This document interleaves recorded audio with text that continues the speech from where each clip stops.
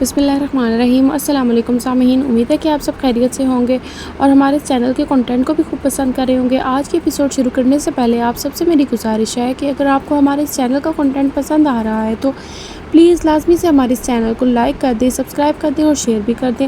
اور اگر آپ کے فرینڈس یا فیملی میں کوئی بھی ناول سننے میں انٹرسٹڈ ہے، ناول سننے کا شوق رکھتا ہے تو پلیز لازمی ہمارے اس چینل کا لنک اس تک بھی پہنچا دیجیے۔ شکریہ۔ اور ہم نے یہ جو ناول شروع کیا ہوا ہے یہ ایک لانگ ناول ہے اور ناول کا نام ہے بخت، اور یہ تحریر ہے مریم شامیر کی۔ ابھی تک ہم نے جو ناول پڑھا ہے اس کی سٹوری میں آج آپ کو ایک شارٹ سٹوری کر کے سنا دیتی ہوں۔ ایک لڑکی ہوتی ہے جو ڈرامے کی ہیروئن ہے، اس کا نام ہے حالے۔ یہ مین لیڈ کر رہی ہے اس سٹوری میں، اور حالے جو ہے ایک بالکل اس کو پرنسس ٹریٹمنٹ دیا جاتا ہے اپنے گھر میں۔ اس کے بابا اس سے بہت پیار کرتے ہیں اور اس کی ہر بات مانی جاتی ہے۔ ایک محل نما گھر میں وہ رہتی ہے، ایک ایلیٹ کلاس کی بگڑی ہوئی رئیسزادی سمجھ لیجیے اس کو۔ تو ابھی سٹوری جہاں تک پہنچی ہے وہاں اس کے فادر کی ڈیتھ ہو چکی ہے، اور اس کے فادر کی ڈیتھ کے بعد ایسے سمجھیں کہ اس کی زندگی بالکل درم برم ہو چکی ہے۔ اس کی زندگی جو ہے بالکل جو ہے نا الٹ پلٹ ہوئی ہوئی ہے، اور ابھی اس کو کچھ سمجھ بھی نہیں آ رہا کہ وہ کیا کرے۔ ابھی تو بس اس کے فادر کی ڈیتھ کے ٹراما سے ہی وہ نکل رہی ہے، اور ابھی ساتھ ہی اس کو پتہ چلتا ہے، ابھی وہ اپنے فادر کی ڈیتھ کے ٹراما میں ہی ہوتی ہے، تو ساتھ اس کو یہ بھی پتہ چل جاتا ہے کہ اس کے فادر کی ڈیتھ نیچرل نہیں تھی، ان کو کسی نے قتل کیا تھا۔ تو ابھی وہ اپنے فادر کے قاتلوں اور مجرموں تک پہنچنے کے لیے کوششیں کر رہی ہے، اور یہ سب چل رہا ہے ابھی ہماری سٹوری میں۔ تو ناول بہت انٹرسٹنگ ہے اور لانگ ناول ہے، اور لانگ ناول پڑھنے کا ایک فائدہ ہوتا ہے کہ اس ناول میں ہم ایسے جڑ جاتے ہیں بالکل فیملی کی طرح۔ مطلب اس کے جو ہوتے ہیں ہمارے کریکٹرز ہوتے ہیں وہ بالکل ہمیں اپنی فیملی کی طرح لگتے ہیں، اور ان کے ساتھ ہمارا ایک رشتہ بن جاتا ہے۔ تو چلیے آج کی ہماری ایپیسوڈ شروع کرتے ہیں۔ امید کرتی ہوں کہ آپ کو ہمارے یہ لانگ ناول بہت پسند آ رہا ہوگا۔ یہ منظر ایک چھوٹے سے کیفے کا تھا جہاں ایک کونے والی ٹیبل پہ فروہ بیٹھی تھی۔ سامنے فرحات غفار بیٹھا ہوا تھا۔ فروہ کے پیروں تک آتی لمبی سرخ قمیض پہن رکھی تھی، سفید بڑے بڑے پانچوں والا ٹراؤزر، بھورے بال ڈھیلے جوڑے میں باندھ رکھے تھے، آنکھوں میں غیر آرام دہ سا پن تھا۔ فرحات، مجھے ساری ڈیٹیلز بتاؤ، اس ASP کا میراث سلطان سے کیا تعلق تھا، اور یہ تعلق اتنا گہرا کیسے ہوا؟ وہ اپنی پراپرٹی کی اٹارنی تک اس کے حوالے کر گیا۔ جو کچھ بھی تم نے سنا ہے یا جانتے ہو سب سچ سچ بتاؤ، وہ وارننگ دیتے ہوئے لہجے میں پوچھ رہی تھی۔ میم، مجھے زیادہ کچھ تو نہیں پتہ، میں نے اپنے سارے تعلقات استعمال کر لیے ہیں، لیکن عمر حیات کے بارے میں صرف یہی پتہ چلا کہ وہ 18 سال کی عمر میں حیدرآباد سے کراچی آیا تھا۔ میراج سر اسے اپنے یتیم خانے لے آئے تھے، کچھ عرصے تک وہ یہیں کراچی میں رہا، اس کے بعد وہ یہاں سے چلا گیا، پہلے اسلام آباد، اس کے بعد کوئٹہ۔ وہاں جا کر اس نے CSS کلیئر کیا، SP تعینات ہو گیا، کچھ عرصے پہلے ہی واپس آیا تھا۔ وہ بول رہا تھا اور فروہ آنکھیں چھوٹی کیے غور سے سن رہی تھی۔ اور ایک بات اور، اسے پیسے سے پیار ہے، اسے معلوم اس معاملے میں وہ جنونی ہے، اتنی تنخواہ سے اس کا گزارا نہیں تھا۔ نوکری کے اگلے ہی سال اس نے ایک گاڑی کے شو روم میں اپنے دوست کے ساتھ شراکت داری کر لی تھی، جہاں سے وہ دونوں ہاتھوں سے پیسے بٹورتا ہے۔ صدر بازار میں اس کی 3 آٹوز کی دکانیں ہیں، مختلف لوگ اس کے لیے کام کرتے ہیں۔ ہیون کو 25% فنڈز اس کی جانب سے ملتے ہیں۔ امانت دار، اصول پسند اور کھرا آدمی ہے۔ میراج صاحب اس کے بارے میں کہتے تھے کہ اللہ نے اس کا بخت بہت فرصت سے لکھا ہے، اس پہ اللہ کا خاص کرم ہے، وہ جس چیز میں ہاتھ ڈالتا ہے اسے سونا بنا دیتا ہے، اسے کاروبار میں کبھی نقصان نہیں ہوتا، وہ شاہ خرچ ہے، اور وہ کبھی بھی بے ایمانی یا رشوت کا پیسہ نہیں لیتا۔ وہ کہتا ہے کہ پیسہ اس کا عشق ہے، اور اس عشق میں بے ایمانی کے پیسے کا شامل ہونا بے وفائی ہے، اور وہ بے وفا نہیں ہے۔ فروہ نے ہنکارا بھرا تھا، اتنی ساری معلومات تو مل گئی ہیں، اور رہ کیا گیا ہے؟ وہ تنزیہ پوچھ رہی تھی۔ فرحات مسکرایا تھا، میم یہ ساری باتیں اس کی گلی کا کتا بھی جانتا ہے، یہ سب وہ معلومات ہیں جو وہ خود دیتا ہے۔ وہ حیدرآباد سے کیوں آیا؟ واپس کیوں نہیں گیا؟ وہاں کس کے ساتھ رہتا تھا؟ میراث سلطان سے اس کا کیا تعلق ہے؟ یہ ساری دولت وہ کہاں سے لایا؟ یہ سب کوئی نہیں جانتا۔ کم از کم میرے تعلقات اس معاملے میں خاموش ہیں۔ اب آگے کیا حکم ہے؟ وہ تابعداری سے پوچھ رہا تھا۔ اس کی روٹین کیا ہے؟ کیا کرتا ہے؟ کہاں جاتا ہے؟ پتہ کرواؤ۔ زیادہ کچھ خاص نہیں پتا۔ صبح فجر کے بعد ہیون جاتا ہے، 1 گھنٹہ بچوں کو قرآن پڑھاتا ہے، اس کے بعد اپنی ڈیوٹی پہ جاتا ہے، شام میں اپنا شو روم دیکھتا ہے۔ وہ زیادہ تر شو روم نہیں جاتا، اس کا دوست سردار سب کچھ سنبھال لیتا ہے۔ میراث صاحب کی موت کے بعد اس کی روٹین چینج ہو گئی ہے۔ اب فجر کے بعد یا پھر رات گئے قبرستان جاتا ہے، کافی دیر بیٹھا رہتا ہے، پھر آ جاتا ہے۔ اس کی نوکری چلی گئی ہے لیکن وہ کچھ کر رہا ہے۔ کیا یہ نہیں معلوم؟ وہ میراث سلطان کو بہت کالز کرتا تھا، بہت زیادہ، دن میں تقریباً 10 دفعہ، اور وہ کبھی بھی اس کی کالز نہیں کاٹتے تھے۔ وہ اگر عدالت میں بیٹھے فیصلہ سنا رہے ہوتے تھے تب بھی نہیں، اگر کسی کی میٹنگ میں ہوتے تھے تب بھی نہیں۔ شاید وہ انہیں بہت عزیز تھا۔ کیفے کی سرمئی دیواریں یاسین سے گزرے دنوں کے قصے سنے گئی تھی۔ فروا بغیر کچھ کہے اٹھ کھڑی ہوئی تھی۔ فرحاد اس کی تاکید میں اٹھا تھا۔ مجھے ان کی محبتوں کے قصے نہ سناؤ فرحاد، مجھے عمر حیات کی کامیابی کے قصے بھی مت سناؤ، مجھے اس کی طاقت بھی مت بتاؤ، اس کا عشق بھی مت سناؤ۔ اگلی بار جب مجھ سے ملو تو مجھے اس کی کمزوری کے بارے میں بتانا۔ وہ جتنا بھی مضبوط اور کامیاب ہے، کبھی کسی دور میں اتنا ہی کمزور اور ناکام بھی رہا ہوگا۔ مجھے اس کی بے خوفی کے قصے نہ سناؤ، مجھے اس کا خوف لا کر دو، وہ خوف جو اسے ہرا دے، ڈرا دے، وہ جس کے بارے میں بات کرنے سے بھی وہ خود بھی ڈرتا ہو۔ کوئی نہ کوئی چیز ضرور ہوگی۔ اس کا خوف لاؤ فرحاد، میں اس کے خوف کو استعمال کروں گی، میں اگلی ملاقات کا بے صبری سے انتظار کروں گی۔ وہ بول کر پرس کوہنی پر ٹکائے باہر نکلتی چلی گئی تھی۔ پیچھے سرمئی دیواروں نے جیسے بے دلی سے سر جھٹکا تھا۔ اب انہوں نے اپنے کان کسی اور میز کی جانب لگا لیے تھے۔ کوئی نئی سازش، کوئی نیا انتقام۔ وہ دوپہر باسی ہو کر شام میں بدلنے لگی تھی۔ عمر حیات کی گاڑی میں چھائی خاموشی طویل تر ہوتی جا رہی تھی۔ ایسے میں ایک مصروف سی شاہراہ سے گزرتے ہوئے حالے نے چونک کر گردن گھمائی تھی۔ گاڑی روکو، وہ جلدی بول رہی تھی۔ عمر نے بغیر کچھ کہے گاڑی روک دی تھی۔ کیا ہوا؟ کچھ چاہیے آپ کو؟ وہ نرمی سے پوچھ رہا تھا۔ حالے خود جواب دیے بغیر گاڑی سے اتر گئی تھی۔ یہاں قطار در قطار بس دکانیں ہی تھیں، چھوٹی بڑی دکانیں، لوگوں کا بے تحاشا رش تھا، مختلف بولیاں، مختلف لوگ۔ جہاں حالے نے گاڑی رکوائی تھی وہ ایک چھوٹا سا اسٹال تھا جہاں کوئی ادھیڑ عمر آدمی ایک بڑی سی دیگ سے بریانی نکال کر لوگوں کو پلیٹ میں ڈال کر دے رہا تھا۔ کوئی شاپر میں ڈلوا کر اپنے گھر میں لے جا رہا تھا کہ بیوی بچوں کے ساتھ کھائے گا۔ کراچی کی تقریباً ہر سڑک پہ آپ کو اسی طرح کے چھوٹے ڈھابے پہ اسٹالز اور ریڑھیوں پہ رکھی کھانے پینے کی اشیاء فروخت کرتے لوگ نظر آئیں گے۔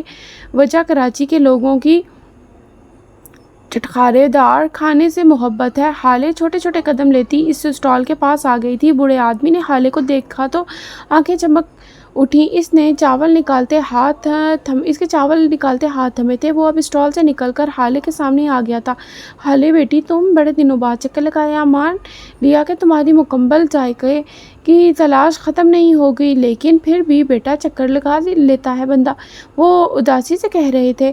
بات کرتے ہوئے وہ چلتے ہوئے سامنے رکی پلاسٹک کی کرسیوں پہ آ کر بیٹھ گئے تھے۔ عمر بھی اس کے ساتھ بیٹھا تھا۔ میراث صاحب کی وفات کے بارے میں بھی سنا تھا، میں آیا بھی تھا، شمس صاحب نے اندر نہیں آنے دیا، میں تو بس تمہیں دیکھنے آیا تھا بچے، وہ فکر مندی سے کہہ رہے تھے۔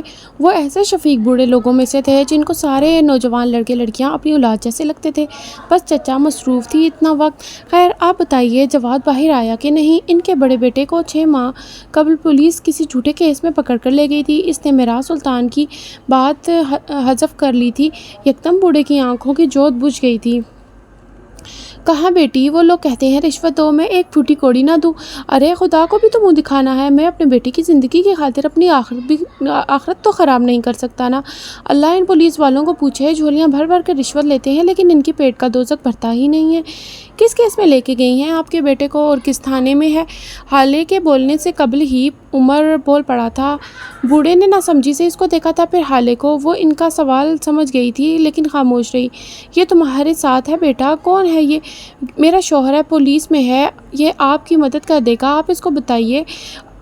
اب کے بوڑھے کی آنکھیں خوشی سے پھیل گئی تھی۔ ارے شوہر ہے تمہارا، رک جاؤ، میں ابھی اس کو اپنے ہاتھ کی بریانی کھلاتا ہوں۔ تمہارا شوہر ہے تو میرا داماد ہوا نا، وہ خوشی سے کہتے ہوئے دوبارہ اسٹال کی جانب بڑھ گئے تھے۔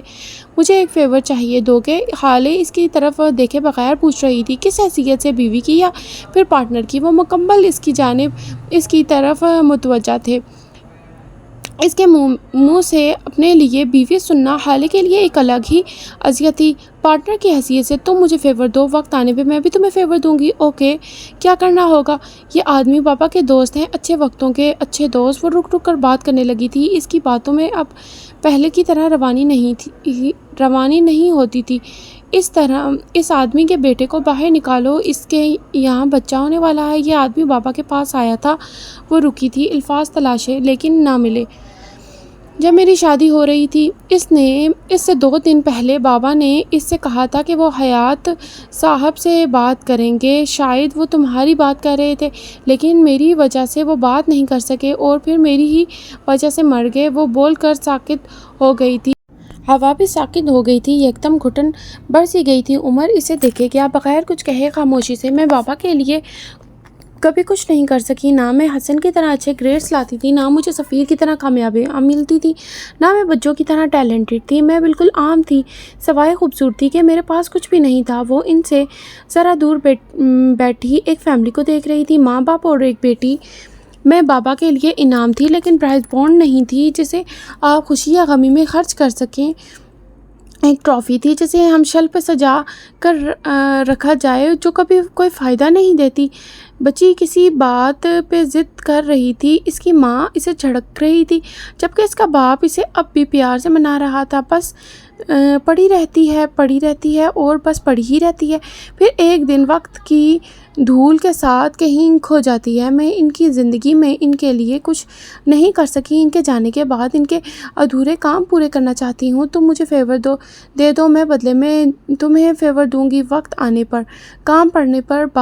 باپ نے کوئی بات کہی تھی۔ بچی پیٹ پکڑے گردن پیچھے پھینکے کھلکھلا کر ہنستی تھی۔ اس کی ماں کے چہرے کے سخت تاثرات زائل ہوئے تھے، وہ ہولے سے ہنستی تھی۔ حالے نے نظروں کا زاویہ بدل لیا تھا، وہ اب نیچے مٹی کو گھور رہی تھی۔ عمر نے اس کی بات کا کوئی جواب نہیں دیا تھا، وہ اب بھی اس کے کندھے کے پیچھے سے اس فیملی کو دیکھ رہا تھا۔ حالے نے نظر اٹھا کر عمر کو دیکھا تھا اور پھر اس کی نظروں کا ارتکاز دیکھا تھا۔ وہاں مت دیکھو عمر، وہ یکدم خوف سے بولی تھی۔ عمر نے جیسے ہی اس کی بات نہیں سنی تھی، وہ اب بھی ہلکے سے مسکراتے ہوئے انہیں دیکھے گیا۔ میں کہہ رہی ہوں کہ وہاں مت دیکھو عمر۔ اب اس کی آواز رندھی ہوئی تھی۔ وہ دیکھیں کس طرح ہنس رہی ہے، کتنی پیاری بچی ہے وہ۔ میں نے کہا نا وہاں مت دیکھو۔ وہ میز پہ ہاتھ مارتے گررائی تھی۔ آس پاس گزرتے لوگوں نے اس کو دیکھا تھا۔ بچی کی ہنسی تھم گئی تھی، وہ رک کر حالے کو دیکھے گئی۔ چند لمحوں کا کھیل تھا۔ لوگ واپس اپنے کھانوں کی طرف متوجہ ہو گئے تھے۔ بچی اپنے باپ سے کچھ کہنے لگی تھی۔ حالے عمر کے قریب جھکی تھی، آواز آہستہ کر لی تھی، سرگوشی جیسی آہستہ۔ انہیں مت دیکھو، کیوں کہ تم میرے ساتھ ہو۔ میں کرسڈ ہوں۔ جو لوگ بھی میرے ساتھ ہوتے ہیں وہ کرسڈ ہو جاتے ہیں۔ تم انہیں دیکھو گے تو میری منحوسیت ہر جگہ پھیل جائے گی، اس خاندان کو نظر لگ جائے گی۔ عمر انہیں مت دیکھو پلیز، وہ بے بسی اور خوف سے کہہ رہی تھی۔ عمر کے دل کو کچھ ہوا تھا، وہ کچھ کہنے لگا تھا۔ اسی وقت وہ بوڑھا آدمی ٹرے میں بریانی کی 2 پلیٹس رکھے ان کے قریب آیا، ساتھ ایک چھوٹا لڑکا بھی تھا جس کے ہاتھ میں پانی کا جگ اور گلاس تھا۔ تھوڑی دیر بعد وہ عمر کو جلدی ساری تفصیل بتا رہا تھا۔ عمر آنکھیں سکڑے سنے جا رہا تھا۔ بریانی انچھوئی رکھی ہوئی تھی، پانی گرم ہو گیا تھا۔ وہ فیملی اٹھ کر جا چکی تھی۔ حالے اب بھی وہیں دیکھ رہی تھی۔ میں سارا معاملہ دیکھ لوں گا، آپ فکر نہ کریں۔ کچھ دیر بعد وہ اٹھتے ہوئے کہہ رہا تھا۔ حالے اس کے ساتھ اٹھی تھی۔ بوڑھا ممنون نظر آ رہا تھا، بار بار گیلی آنکھوں کو پہنچتا ان دونوں کو ساتھ رہنے کی دعائیں دے رہا تھا۔ آپ نے کھانا تو چکھا بھی نہیں بیٹا؟ اچانک سے انہیں یاد آیا تھا۔ عمر نے ایک نظر بریانی کی پلیٹ کو دیکھا اور پھر اس میں رکھا چکن لیگ پیس دیکھا، پھر رخ موڑ لیا۔ میں یہ سب نہیں کھاتا، شکریہ، وہ شائستگی سے کہتا جانے کو مڑا۔ حالے کھڑی رہی۔ آپ پیک کر دیں، ہم گھر جا کر کھا لیں گے۔ بوڑھا آدمی کے چہرے پہ لمحے بھر کو آئی اداسی اب ایک بار پھر خوشی میں بدل گئی تھی۔ عمر کو یہ بات اچھی نہیں لگی لیکن ظاہر نہیں ہونے دیا۔ اس نے چھوٹے بچے کو آواز دی تھی، وہ فوراً بھاگتا ہوا آیا تھا، دونوں پلیٹس اٹھائیں اور واپس دوڑ گیا۔ آپ یہ سب کیسے کھا سکتی ہیں؟ آپ کو پتہ ہے یہ چکن کیسا ہے؟ اس نے ہاتھ دھو کر بھی بنایا ہوگا یا نہیں؟ یہ ان ہائیجینک ہے۔ میرا نہیں خیال کہ آپ کو یہ سب کھانا چاہیے۔ گاڑی ڈرائیو کرتا عمر سخت غیر آرامدہ سا لگتا تھا۔ اس کے چہرے کے تاثرات صاف بتا رہے تھے کہ تھوڑی دیر قبل حالے کا پیک کروایا کھانا وہ اپنے ساتھ لے جانے پر راضی نہیں ہے۔ تم مت کھانا، میں عادی ہوں، کھا لوں گی۔ مجھے لوگوں کا یہ دل توڑنا پسند نہیں ہے اور میرے معاملات میں مت بولا کرو میں ان ہائیجینک کھانا کھاؤں یا زہر۔ تمہیں اس بات سے مطلب نہیں ہونا چاہیے۔ وہ رکھائی سے کہہ کر رخ موڑ گئی تھی۔ آپ مجھے کہہ رہی ہیں میں سب کچھ بنا سکتا ہوں؟ آپ مجھے کہہ دیں میں سب کچھ بنا سکتا ہوں، لیکن پلیز یہ نہ کھائیں۔ وہ جیسے منت کر رہا تھا۔ یکدم اس کے ذہن میں کچھ کلک ہوا تھا، آنکھوں میں تپش سے بھر آئی تھی۔ تم نے صبح کس کی اجازت سے میرے لیے ناشتہ بنایا تھا؟ تم مجھے دھوکہ دینا کب چھوڑو گے عمر؟ آخر تمہیں میری ذات کا مذاق اڑا کر سکون کیوں ملتا ہے؟ تم کیوں کرتے ہو ایسا؟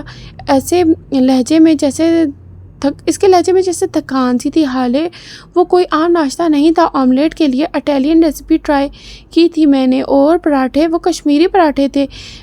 بیوی بن کر نہ صحیح پارٹنر بن کر کھا لیا کریں، آپ کی صحت کے لیے بہت اچھا رہے گا۔ وہ عام سے لہجے میں کہہ رہا تھا۔ تمہیں پتہ ہے عمر میں آج تک بابا کی قبر پہ کیوں نہیں گئی؟ اس نے گویا اس کی بات پہ لعنت ڈال کر اپنی بات شروع کر دی تھی۔ میں صرف ایک دن کے انتظار میں ہوں، صرف ایک دن کے۔ عمر کے بولنے سے پہلے ہی وہ خود بول پڑی تھی۔ جس دن میں کوئی ایسا ثبوت لاؤں گی کہ تمہاری گردن شرمندگی سے جھک جائے تو میرے سامنے آنکھیں اٹھانے جیسے نہ رہو۔ میں تمہیں شرمندہ دیکھنا چاہتی ہوں، تمہاری ذات کا یہ جو غرور ہے نا، یہ ٹوٹتے ہوئے دیکھنا چاہتی ہوں۔ تب میں تمہیں تمہارا ہاتھ پکڑ کر اپنے ساتھ لے جاؤں گی بابا کی قبر میں۔ میں ان کو بتاؤں گی کہ ان کی بیٹی سچی تھی اور عمر حیات جھوٹا۔ تمہاری جھکی ہوئی گردن اور شرمندہ آنکھیں سب بتائیں گی۔ اس دن تمہاری اکڑ ٹوٹ جائے گی۔ تم نے کہا تھا کہ وہ تمہارا خاندان ہے، میں تم سے تمہارا خاندان چھین لوں گی جس طرح تم نے چھینا۔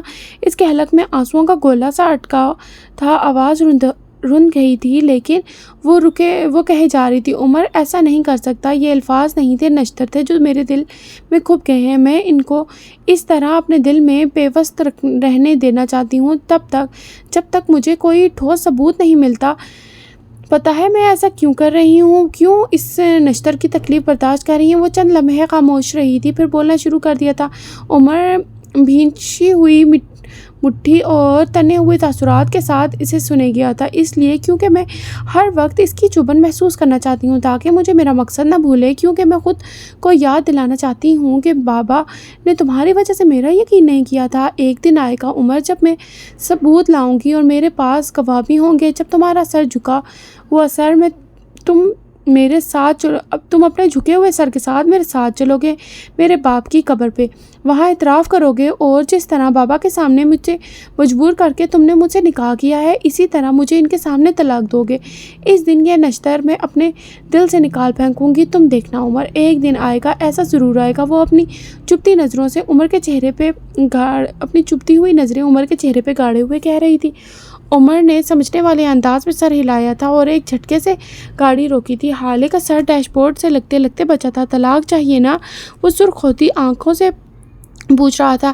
چاہیے، فیملی کورٹ سے لے کر ہائی کورٹ، سپریم کورٹ چاہیے، پریس کانفرنس سے لے کر ٹی وی شوز میں جا کر بیٹھیں۔ ابھی تو میں زندہ ہوں، میں اگر مر بھی گیا نا تو میری لاش بھی آپ کو طلاق نہیں دے گی، لکھ کر رکھ لیں میری بات مسز حال سلطان، عمر حیات کبھی بھی آپ کو طلاق نہیں دے گا، جو کرنا ہے کر لیں، کہا تھا دوں گا، جھوٹ کہا تھا، جھک ماری تھی، آئی بات دماغ میں یا نہیں؟ وہ سرد لہجے میں کہہ کر گاڑی دوبارہ سٹارٹ کر چکا تھا۔ حالے سپاٹ آنکھوں سے بس اس کو دیکھتی رہی تھی۔ ڈوبتی شام اور آتی رات کے چپکے سے یہ منظر اپنی آنکھوں میں حفظ کر لیا تھا۔ سلطان منزل کے پرتعیش ڈرائنگ روم میں شمس سلطان اور شاہد حسین شاہانہ صوفوں پہ آمنے سامنے بیٹھے ہوئے تھے۔ دائیں طرف والے صوفے پہ حسن اور حسینہ بیگم بیٹھی تھی، ان کی آنکھیں گیلی تھی، وہ بار بار ٹشو سے اپنی آنکھوں کو پونچھ رہی تھی۔ حسن خاموش سا بیٹھا۔ جب شاہد حسین نے بات کا آغاز کیا تھا، چند غیر ضروری باتوں کے بعد وہ مدعے پر آ گئے تھے۔ شمس، میں یہاں ایک بہت ضروری بات کرنے آیا ہوں۔ دراصل بات کرنے نہیں، میں یہاں اپنی بہن اور بھانجے کو لینے آیا ہوں۔ میں تمہاری غیر موجودگی میں بھی یہ کام کر سکتا تھا، لیکن میں نے تمہارا یہاں موجود ہونا بہتر سمجھا۔ اب تم آ ہی گئے ہو تو میں تمہیں بتا دوں کہ آپا اور حسن کو میں اپنے ساتھ لے جا رہا ہوں، وہ رسانیت سے کہہ رہے تھے۔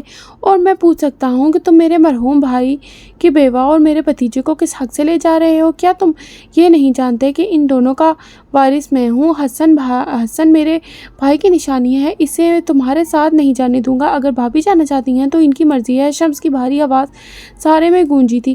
شاہد حسین کے چہرے کے تاثرات یکدم بگڑے تھے۔ اچھا، وارثی مل گئی ہے تو تم مارو گے میرے بچوں کو؟ ان کا باپ مرا ہے، ماموں ابھی زندہ ہے، حسن اور حالے مجھے ہارون کی طرح عزیز ہیں۔ تم میرے بچوں پہ اس طرح ہاتھ نہیں اٹھا سکتے، میں تمہیں اس کی اجازت نہیں دوں گا۔ اور ایک بات، تم مجھے ڈرا دھمکا کر اپنی بات بھی نہیں منوا سکتے۔ نہ میں کمزور ہوں، نہ میں بچہ۔ حسن کو اپنے ساتھ لے جاؤں گا۔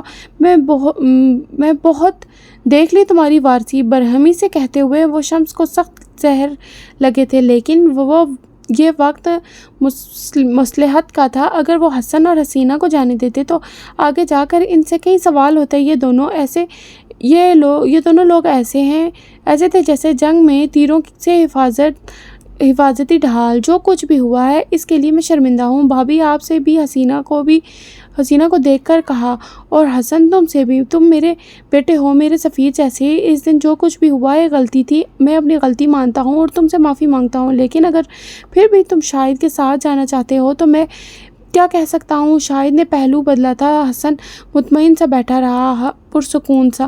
حسن، جاؤ اپنا ضروری سامان لے آؤ، چلیں آپا، چلیے آپ میرے ساتھ، ہم یہاں سے جا رہے ہیں۔ میرے گھر میں ابھی اتنی جگہ ہے کہ میری بہن کے بچوں کو مار کھانی نہ پڑے۔ میرے بازوؤں میں اتنا دم ہے کہ میری بہن اور اس کے بچوں کو کھلا سکوں۔ شاید اٹھ کھڑے ہوئے تھے۔ حسینہ خاموشی سے بیٹھی رہی تھی، آزردہ سی۔ یہ ان کے شوہر کا گھر تھا، اسے چھوڑنا مشکل تھا، بہت مشکل۔ وہ جب تک زندہ تھے اس کا ایسا لگتا تھا کہ وہ تخت پر بیٹھی ہیں۔ آج انہیں اندازہ ہوا تھا کہ انہوں نے کیا کھویا ہے، لیکن کیا واقعی انہوں نے مہراج کو ان کی موت کے بعد کھویا تھا، یا پھر 20 سال پہلے؟ لاتعداد سوچیں تھیں اور لاتعداد پچھتاوے میں۔ آپ کے ساتھ نہیں جاؤں گا ماموں، حسن کی پرسکون آواز نے وہاں بیٹھے تمام نفوس کو حیرت میں ڈالا تھا۔ آپ تب کہاں تھے ماموں جب انہوں نے ملازمین کے سامنے میری بہن پہ ہاتھ اٹھایا تھا، اسے گھر سے نکالا تھا؟ وہ بدتمیزی نہیں کر رہا تھا، نہ اس کی آواز اونچی تھی، وہ اپنے باپ کی طرح بات کر رہا تھا، سیدھی اور قریب۔ آپ تب کہاں تھے جب آپ تب ہمارے ساتھ نہیں تھے؟ اب ہمیں ضرورت نہیں رہی، اپنی امی کو آپ کے ساتھ نہیں جانے دوں گا، نہ میں خود آپ کے ساتھ جاؤں گا۔ یہ میرے باپ کا گھر ہے، میں کیوں جاؤں؟ وہ ان کو دیکھتے ہوئے کہہ رہا تھا، دھیما سنجیدہ لہجہ۔ اگر کوئی ہارون بھائی کو مارتا، گھر سے نکالتا، تو کیا آپ تب بھی خاموش بیٹھ جاتے؟ شاید حسین کا سر جھکا تھا۔ میری بہن بس ایک رات گھر نہیں آئی تھی، آپ نے اسے ڈسون کر دیا۔ آپ کے بیٹے نے تو اپنے ہی بھائی کو قتل کر دیا تھا، آپ نے اسے تو گھر سے نہیں نکالا۔ شاہد حسین نے زخمی نظروں سے اپنی بہن کو دیکھا تھا۔ حسینہ نے نظریں چرائی تھی۔ شمس دلچسپی سے سارا نظارہ دیکھے گیا۔ میں آپ سے اپنی بہن کے لیے بھیک نہیں مانگ رہا، نہ آپ کو بلیم کر رہا ہوں، میں بس آپ کو یہ بتا رہا ہوں کہ آپ اگر ایک مشکل میں ہمارے ساتھ نہیں تھے تو آگے آپ پہ کس طرح بھروسہ کروں۔ وہ اب اٹھ کھڑا ہوا تھا۔ میں اپنی اماں کا خیال خود رکھ سکتا ہوں اور اپنے باپ کا گھر چھوڑ کر نہیں جاؤں گا۔ وہ رکا تھا، پھر شمس کو دیکھا تھا۔ نہ میں آپ کے سفیر سلطان جیسا ہوں، گردن موڑ کر شاہد حسین کو دیکھا، اور نہ میں آپ کے ہارون جیسا ہوں، میں میراث سلطان کا بیٹا ہوں، حسن سلطان۔ مجھے کسی کا لیجر ورجن نہیں بننا، میرے نام کے ساتھ میرے باپ کا نام کافی ہے۔ وہ نرمی سے کہہ رہا تھا، پھر آگے آیا، شل بیٹھے شاہد حسین کے سامنے ان کے گھٹنوں کے قریب نیچے بیٹھا، ان کا ٹھنڈا ہاتھ تھاما اور کہنا شروع کیا، آپ مجھے بہت عزیز ہیں، میں آپ کی بہت عزت کرتا ہوں، لیکن آپ میرے باپ نہیں ہیں، میرا باپ مر گیا ہے اور اب میں اپنا باپ خود ہوں۔ میں اپنی اماں اور بہن کے لیے گھر کا سربراہ مرد ہوں، میں ان کے لیے فیصلے لے سکتا ہوں، چاہے غلط ہوں یا چاہے صحیح، لیکن وہ فیصلے میرے ہوں گے۔ میرے باپ نے مجھے فیصلے لینا سکھایا ہے۔ آپ آئے میری اور میری اماں کی فکر کی، آپ کا شکریہ، لیکن میں وہ وقت نہیں بھول سکتا جب آپ ہمارے ساتھ نہیں تھے، جب کوئی بھی ہمارے ساتھ نہیں تھا۔ آپ میرے بڑے ہیں، ہمیشہ رہیں گے، لیکن ہم آپ کے ساتھ نہیں جائیں گے۔ سادہ، نرم، دو ٹوک لہجہ۔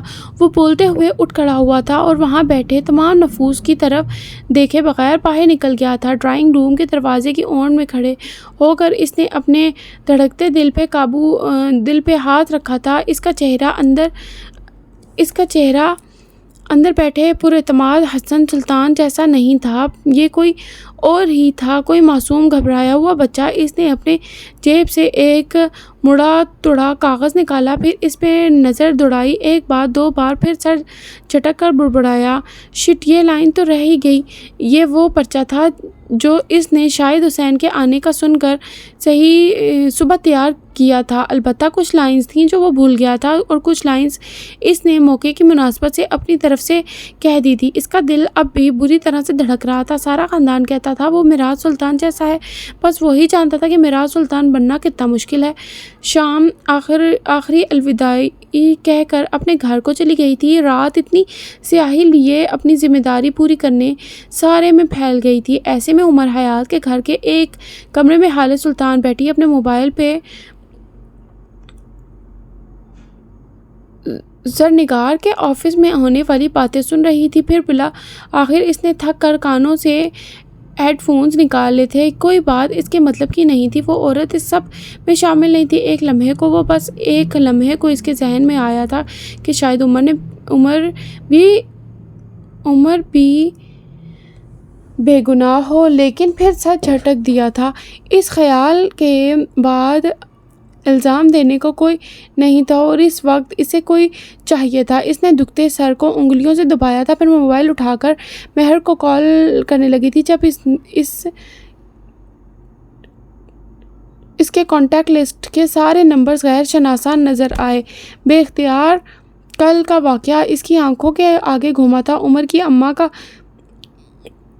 گفٹ کیا ہوا پرفیوم توڑتی حالے دل نے ایک بار پھر ملامت کی تھی، لیکن وہ اب دل کی باتوں پہ بہت کم دھیان دیتی تھی۔ اس وقت بھی دل سے ہر خیال کو جھٹکتی وہ عمر کے کمرے کی طرف بڑھ گئی تھی۔ عمر کا دروازہ بند تھا۔ حالے نے گہری سانس بھرتے دروازے کے ہینڈل پہ ہاتھ رکھا تو دروازہ کھلتا ہے چلا گیا تھا۔ عمر جائے نماز ایک کونے میں بچھائے نماز پڑھتا رہا۔ حالے بے اختیار اسے دیکھتی گئی۔ کیا وہ کسی لڑکے کو اغوا کرنے والا لگتا تھا؟ کیا وہ اس کے باپ کو دھوکہ دے سکتا تھا؟ اگر وہ ایسا ہوتا تو کیا اللہ اس کی نمازوں میں اتنا سکون دیتا؟ اس کے چہرے پہ کتنا سکون تھا، اس کی نماز کتنی خوبصورت تھی۔ وہ اتنے دنوں سے اس کے ساتھ ایک گھر میں رہ رہی تھی، کیوں وہ ایسا تھا کہ اس سے خوف نہیں آتا تھا؟ کیوں اس کی نظر بری نہیں لگتی تھی؟ کچھ چاہیے آپ کو؟ وہ سلام پھیر چکا تھا، اب اس کی طرف دیکھتا پوچھ رہا تھا۔ حالے اپنے خیالوں سے چونک کر باہر آئی تھی۔ ساری ہمدردی ایک لمحے میں غارت ہو گئی تھی۔ اس کے تاثرات سخت ہوئے تھے۔ وہ واپس اپنے غول میں سمٹ گئی تھی۔ وہ اسی طرح چوکھٹ میں کھڑی رہی تھی۔ مجھے میری سم چاہیے، وہ 4 لفظوں میں بات سمٹ گئی تھی، آخر آ کر لے جائیے، کل جہاں رکھی تھی اب بھی وہیں ہے، وہ کہہ کر دعا کے لیے ہاتھ اٹھا چکا تھا۔ ہالے ضبط کرتی اندر آ گئی تھی، دراز کھولا، سم نکالی اور جب جانے کو مڑی تو بے اختیار نظر دائیں طرف لگے بک شیلف پہ گئی۔ چوکور ڈبوں والا بڑا سا بک شیلف جہاں مختلف میڈلز اور ٹرافیز بھی سجی تھی، کسی ڈبے میں کچھ فریم ہوئی تصاویریں۔ وہ ان میڈلز کو اور ٹرافیز کو دیکھ کر نہیں رکی تھی، وہ بک شیلف میں رکھی ایک تصویر کو دیکھ کر رکی تھی، معراج سلطان اور عمر حیات کی تصویر۔ وہ دونوں مسکرا رہے تھے، معراج نے اس کے کندھے پہ بازو پھیلا رکھا تھا، عمر کے ایک ہاتھ میں ٹرافی تھی اور اگلے میں میڈل، وہ بھی مسکرا رہا تھا ہلکا سا۔ میری گریجویشن کی تصویر ہے، ٹاپ کیا تھا میں نے۔ وہ اپنے خیالوں میں گم تھی جب اسے اپنے عقب سے عمر کی آواز آئی تھی، وہ دعا مانگ چکا تھا، جائے نماز بازوؤں پہ ڈالے، وہ اس کی نظروں کی سیدھ میں دیکھتا کہہ رہا تھا، وہ جو دوسری ٹرافی ہے نا، وہ مجھے FSC میں ٹاپ کرنے پہ ملی تھی، وہ انگلی سے اشارہ کرتے ہوئے بتا رہا تھا۔ حالے کے قدم جیسے زنجیر ہو گئے تھے، وہ جا ہی نہیں سکی، کھڑی رہی، سنے گئی۔ اور وہ جو میڈل ہے نا، وہ مجھے میری پولیس کی ٹریننگ کے اختتام پہ ملا تھا، بیسٹ شوٹر کا انعام، کچھ رقم بھی ملی تھی انعام کے طور پر۔ اس نے ایک اور تصویر کی جانب اشارہ کیا تھا، یہ میڈل مجھے میری PhD کی ڈگری لینے پر ملا تھا۔ اس دن جج صاحب بہت خوش تھے، بہت زیادہ۔ تصویر میں معراج سلطان نے عمر کا میڈل اپنے گلے میں پہن رکھا تھا اور پورے دل سے مسکرا رہے تھے۔ حالے سنے گئی، دیکھے گئی، مجھے ہر بار میڈلز کے ساتھ ساتھ انعامی رقم بھی ملتی تھی، لیکن اب یاد ہی نہیں آتا کہ کہاں خرچ کی اور کتنی کی۔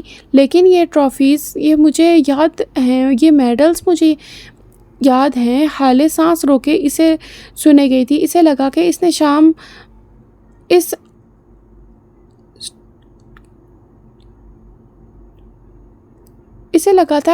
اس شام ہاسٹل کے سامنے کرسیوں پہ بیٹھی اس کی بات نہیں سنی تھی، لیکن وہ اتنا بے خبر نہیں تھا جتنا وہ سمجھ رہی تھی۔ وہ اب بھی اس کے کندھے کے پیچھے کھڑا کہے جا رہا تھا، شیلف میں لگی ٹرافیز بس سجانے کے لیے نہیں ملتی، وہ اس لیے ملتی ہیں تاکہ اسے دیکھ کر خوشی مل سکے، ہونٹوں پہ مسکراہٹ اور دل میں فخر آیا کرے، اپنی ذات پہ محبت آئے۔ یہ ٹرافیز ہمیں یاد دلاتی ہیں کہ کبھی کسی دور میں ہم نے کتنی محنت کی تھی، ہم کتنی راتیں جاگے تھے، ہم نے کتنی بار خود کو پس پشت ڈالا تھا، اور یہ ہمارا حوصلہ بڑھاتی ہیں۔ جب ہمیں ہارنے کا ڈر ہوتا ہے، یہ ہمیں تسلی دیتی ہیں۔ جب ہم ہار کر آتے ہیں، یہ کہتی ہیں کیا ہوا کہ اگر ایک اور ٹرافی نہ ملی تو ہم تو ہیں نا، چلو اگلی بار صحیح۔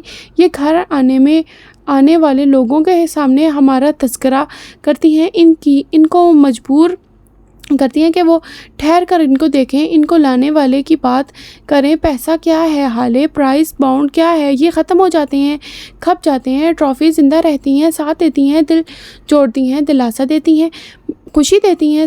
اگر آپ کسی کی ٹرافی ہیں تو اس سے بڑی خوش قسمتی کیا ہے؟ چند لمحوں کی خاموشی دینے والے پرائز بانڈ بننے سے بہتر ہے کہ ساری زندگی کے ساتھ دینے والی ٹرافی بن جائیں۔ خوش رہیں گی، وہ نرمی سے کہہ کر واپس اپنے بیڈ پر جا بیٹھا تھا۔ اس کی باتیں ایسی ہی ہوتی تھی، سادہ، دل کو چھو لینے والی۔ وہ لمبی لمبی تقریریں نہیں کرتا تھا، اس کی ایک لائن تقریروں پہ بھاری ہوتی تھی۔ تم کون ہو عمر؟ چند لمحے بعد اس نے خود کو کہتے ہوئے سنا تھا، ان تصویروں پہ ساری تاریخیں اور سارے سال لکھے ہوئے تھے۔ تمہاری گریجویشن والے دن میری برتھ ڈے تھی، ہم سب اسلام آباد میں تھے، گھومنے گئے تھے۔ بابا نے کہا ان کو ایک کام آ گیا ہے، وہ کراچی جائیں گے۔ میں نے ان کو بہت روکا، وہ نہیں رکے، وہ ٹھہر کر بول رہی تھی، وہ چلے گئے تھے۔ تم ان کا کام تھے عمر۔ اس رات تیز بارش کی وجہ سے فلائٹس کینسل ہو گئی تھی، وہ اسلام آباد نہیں آ سکے، انہوں نے میری برتھ ڈے مس کر دی تھی، اور وجہ تم تھے۔ وہ کسی ارے گہرے کے لیے ایسا نہیں کر سکتے تھے۔ تم مجھے بتاؤ تم کون ہو؟ وہ اس کی طرف دیکھتی آزادگی سے پوچھ رہی تھی، جیسے وہ بہت تکلیف میں ہو۔ عمر چند لمحے اسے دیکھتا رہا، پھر بولا، ہر راز کھلنے کا ایک وقت ہوتا ہے، اگر ان کو وقت سے پہلے کھول دیا جائے تو تھرل ختم ہو جائے گا۔ ہر بات بتائی نہیں جاتی، ورنہ باتیں اپنی وقت کھو جاتی ہیں۔ میں کون ہوں یہ بات بتانے کی نہیں ہے، کھوجنے کی ہے۔ کبھی آپ نے فلم کی سٹوری سن کر وہ لطف حاصل کیا ہے جو فلم کو سرچ کر کے ملتا ہے یا پھر سنیما جا کر دیکھنے سے ملتا ہے۔ ہر راز کو پانے کی ایک اسٹرگل ہوتی ہے۔ آپ بغیر اسٹرگل کے راز پانا چاہتی ہیں حالِ سلطان؟ راز بتائے نہیں جاتے، کھوجے جاتے ہیں۔ کھوج لگائیے اور پتہ کر لیں۔ حالے کو اس سے ایسی ہی کسی بات کی امید تھی۔ وہ غصے اور رنج سے کے ملے جلے تاثرات سے چند لمحے اس کو دیکھتی رہی تھی، پھر آگے بڑھ کر دروازہ ایک دھاڑ سے مارتی باہر نکل گئی تھی۔ پیچھے عمر کی بڑبڑاہٹ واضح تھی۔ اگر یہ جج صاحب کی بیٹی نہ ہوتی تو دیکھ لیتا اسے۔ اسی وقت اس کا موبائل بجا تھا۔ عمر کے تاثرات لمحے کے ہزارویں حصے میں بدلے تھے۔ وہ حالے کے سامنے کھڑا نرم تاثرات والا آدمی نہیں تھا، یہ سنجیدہ سا آدمی کوئی اور ہی تھا۔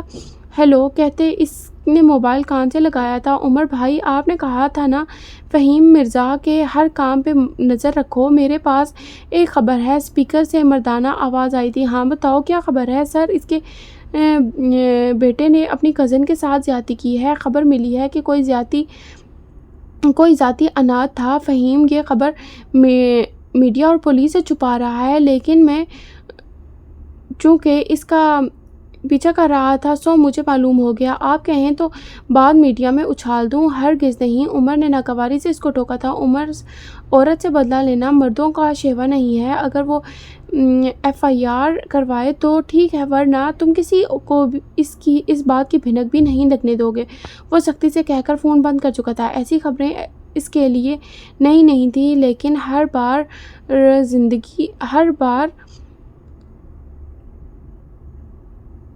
درندگی کے ایسے واقعات سن کر اس کا دل دکھتا تھا۔ تھوڑی دیر اس بارے میں سوچنے کے بعد وہ سر جھٹک کر پاس پڑے لیپ ٹاپ کو کھول کر کام کرنے لگا تھا۔ دیوار پہ لگا بک شیلف اس کو کام کرتے دیکھے گیا۔ یہ اسٹال والے واقعے کے 2 دن بعد کا ذکر ہے۔ مئی کا آخر چل رہا تھا۔ دھوپ ایسی تھی کہ جیسے جسم کو جھلسا رہی تھی۔ ایسے میں ہسپتال کے پرائیویٹ روم میں بیٹھا نو ہر احساس سے عاری لگ رہا تھا۔ نرمین کے پاس بیڈ پہ بیٹھے ہوئے اس نے نرمین کا ہاتھ اپنے ہاتھ میں پکڑا ہوا تھا۔ آنکھوں میں تکلیف تھی، چہرے پہ تاثر۔ آنکھیں دل کا آئینہ ہوتی ہیں۔ جب تکلیف آنکھوں سے ظاہر ہونے لگے تو چہرے کو کچھ کہنے کی ضرورت نہیں ہوتی۔ سب سے بڑے اندھے وہی لوگ ہوتے ہیں جو آنکھوں سے کسی کی تکلیف، کسی انسان کا دکھ نہ سمجھ پائیں۔ تم اٹھ جاؤ نرمین، ایک بار بس ایک بار اس آدمی کا نام بتا دو، میں اس کی نسلیں ختم کر دوں گا۔ تم ایک بار اٹھ جاؤ پلیز۔ وہ اس کے ہاتھ پہ چہرہ گرائے آزردگی سے کہہ رہا تھا۔ اسی وقت اس کمرے کا دروازہ کھلا۔ فہیم مرزا اندر داخل ہوئے تھے۔ نو نے ان کی طرف نہیں دیکھا تھا۔ فہیم چھوٹے چھوٹے قدم لیتے آئے اور اس کے سامنے رکے سنگل صوفے پہ بیٹھ گئے تھے۔ وہ دونوں کافی دیر تک اسی طرح بیٹھے رہے تھے۔ کوئی کچھ نہ بولا، بس نرمین کے وجود سے لگی مشینیں آپس میں سرگوشی کرتی رہیں اور بولتی رہیں۔ کیا کچھ پتہ چلا ہے؟ تھوڑی دیر بعد جب فہیم نے سوال کیا تو مشینوں کی ساری سرگوشیاں بند ہو گئی تھیں۔ باتیں دم توڑ گئی تھیں۔ کچھ نہیں پتہ چلا، کچھ بھی نہیں، وہ ہار کر بول رہا تھا۔ سی سی ٹی وی فوٹیج خراب کر دی گئی تھی۔ بلڈنگ میں کسی نے کسی کو آتے ہوئے نہیں دیکھا۔ گھر کا لاک ٹوٹا ہی ہوا نہیں ہے، کوئی توڑ پھوڑ نہیں ہوئی۔ کسی سے جیسے لگے کہ کوئی ڈکیتی ہوئی ہے، کسی نے واردات کی ہے۔ چوکیدار کہتا ہے کہ اس نے کسی کو آتے ہوئے نہیں دیکھا۔ کسی پارکنگ میں کھڑی ساری گاڑیوں کا ڈیٹا چیک کر چکا ہوں، لیکن کہیں بھی کچھ بھی نہیں ملا۔ میرے پاس صرف ایک گواہ ہے اور وہ اس وقت خاموش ہے۔ جب وہ بولے گی تب اس آدمی کو پتال سے بھی لے آؤں گا۔ وہ نرمین کے چہرے کو دیکھتا ہوا کہہ رہا تھا۔ فہیم مرزا کی رکی ہوئی سانس بحال ہوئی تھی۔ یاقوت بھی بہت ہرٹ ہوا ہے۔ یہ سب سن کر فوراً واپس آنا چاہتا تھا، لیکن میں نے منع کر دیا ہے۔ جانتے تو ہو نا کتنا جذباتی سا ہے، کہیں کچھ کر ہی نہ دے۔ آخر نرمین اس کی بہن ہے، وہ سرسری سے کہہ رہے تھے۔ البتہ ان کا چہرہ ان کا ساتھ نہیں دے رہا تھا۔ نو نے چہرہ اٹھا کر ان کو دیکھا تھا۔ کہاں ہے یاقوت؟ امریکہ گیا تھا نا 20 مئی کو، اس کے دوست کی شادی جو تھی۔ یا کیا تمہیں نہیں پتا؟ آخر میں ذرا حیرت سے پوچھا تھا۔ 20 مئی وہی دن ہے جب نرمین کے ساتھ زیادتی ہوئی۔ نو نہ سمجھی سے انہیں دیکھے گیا۔ اس نے مجھ سے ایسا کچھ نہیں کہا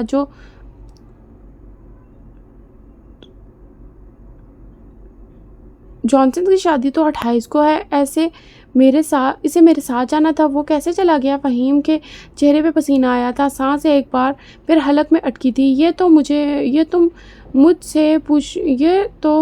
سے پوچھنا چاہیے نو، اس کے باڈی گارڈ، اس کے کیپر تم ہو، مجھے تو خود اس نے وہاں جا کر فون کیا تھا۔ کیا تم اسی طرح اس سے غافل رہتے ہو؟ انہوں نے سارا ملبہ نو کے سر پہ ڈال دیا۔ میں اس بارے میں شرمندہ ہوں انکل، میں چیک کرتا ہوں۔ مجھے یقین ہے کہ وہ جانسن کی شادی کے لیے نہیں، مارتھا کے چکر میں وہاں گیا ہے۔ بس ایک بار نیرو ہوش میں آ جائے میں سب فکس کر لوں گا۔ نہیں، اسے چیک مت کرنا، وہ یکدم بکھلائے تھے۔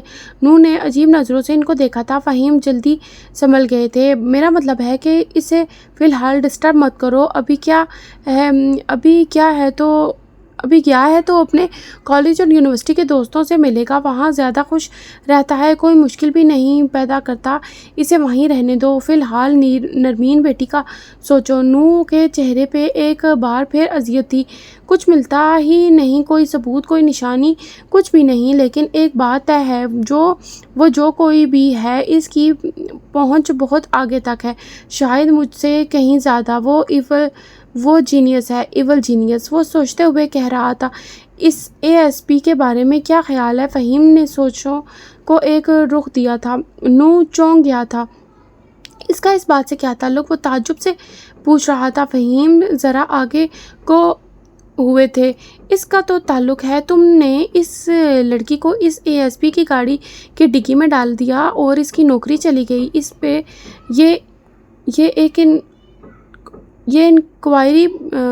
پہ انکوائری بیٹھی ہے، اس کی ساکھ تباہ ہو گئی ہے۔ اس لڑکی نے میڈیا کے سامنے بیان دیا کہ اس کی پوزیشن مس کر دی۔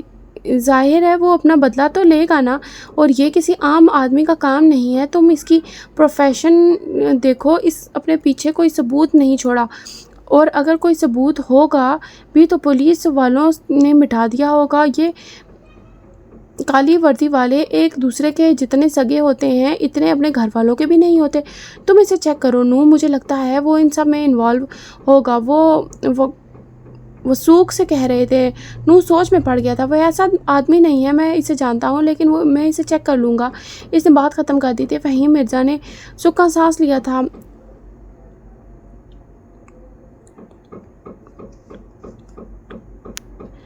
فی الوقت ان کے بیٹے کے سر سے یہ بلا ٹل گئی تھی، پھر چاہے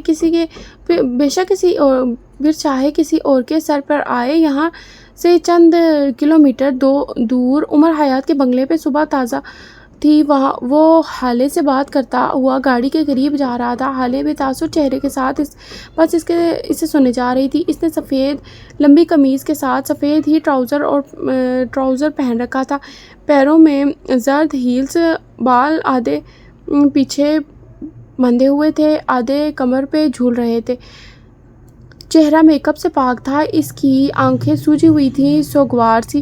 وہ دونوں گاڑی کے قریب پہنچے تھے، ابھی وہ دونوں اندر بیٹھے جب چوکیدار نے دروازہ کھولا اور ایک گاڑی اندر آئی تھی۔ عمر نے گاڑی پہچان لی تھی، وہ ذرا سا مسکرایا تھا۔ اس کے برعکس گاڑی سے نکلنے والا آدمی دل کھول کر مسکرایا تھا۔ آنے والی کی عمر کوئی 30-32 کے قریب تھی، صاف رنگت، مناسب نقوش۔ وہ اپنے بازو کی عمر کے قریب آیا تھا، پہلا ہاتھ کا پنجہ ملایا، پھر دونوں گلے ملے تھے۔ چند لمحے بعد دونوں الگ ہوئے تھے۔ وہ اب عمر سے میراث سلطان کی تعزیت کر رہا تھا۔ عمر نے بس سر ہلایا تھا۔ اسی وقت نوارد کی نظریں حالے کی جانب گئی تھی۔ وہ اس سارے منظرنامے میں مصفر تھی۔ اس سے پہلے کہ وہ کچھ پوچھتا، یہ میری بیوی ہے حالے سلطان، اور یہ میرا دوست ہے اور بزنس مین پارٹنر ہے سردار خان۔ عمر نے باری باری دونوں کو ایک دوسرے کا تعارف کروایا تھا۔ سردار تو ہونکوں کی طرح انہیں دیکھے گیا تھا۔ تمہاری شادی کب ہوئی تھی؟ مجھے بتایا کیوں نہیں؟ وہ بد وقت پوچھ سکا تھا۔ ہم شام میں ملیں گے۔ اوکے۔ عمر کا لہجہ نارمل تھا، لیکن آنکھیں تنبیہ کر رہی تھیں۔ وہ اسے جلد از جلد یہاں سے بھیجنا چاہتا تھا، لیکن کیا سردار اپنی نونویلی بھابھی سے ملاقات کیے بغیر جا سکتا تھا؟ السلام علیکم بھابھی، آپ کیسی ہیں؟ وہ عمر کو نظر انداز کر کے نہایت ادب اور شائستگی سے پوچھ رہا تھا۔ حالے اس کے طرز تخاطب پہ چل بھن گئی تھی۔ میں ٹھیک ہوں مسٹر سردار، اور میرا نام بھابی نہیں حالے سلطان ہے۔ آپ مجھے مس سلطان کہہ سکتے ہیں۔ خواہ مخواہ کی رشتہ داریاں مجھے باندھنے کا شوق نہیں ہے۔